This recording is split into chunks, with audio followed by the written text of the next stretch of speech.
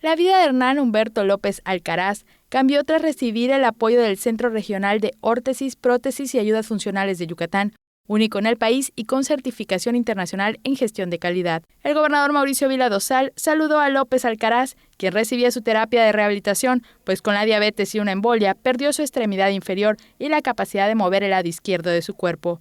En su recorrido por el edificio, que pone a la entidad a la vanguardia porque ofrece atención de calidad y valoración ortopédica, así como piezas de órtesis y prótesis certificadas que mejoran la vida de los pacientes del estado, Campeche, Quintana Roo, Tabasco, incluso de Honduras, Guatemala y Belice.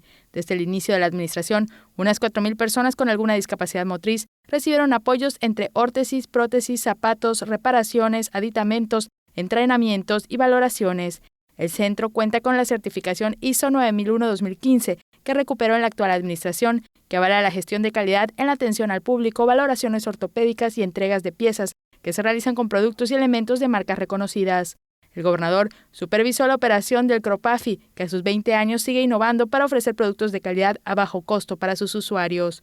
Vila Dosal verificó la nueva sala de entrenamiento, que se creó recientemente para preparar a los pacientes con fisioterapia para obtener la pieza, aprender a usarla y adaptarse. También supervisó el taller de producción, donde se elaboran las prótesis y órtesis que al mes entrega entre 40 a 60 aparatos. Los más comunes son zapatos ortopédicos, plantillas, férulas, corsés y fajas lumbares. En la elaboración de las piezas se emplean materiales de alta calidad, como la piel, que se obtiene de un proveedor de Ticul, de modo que también se beneficia a productores locales.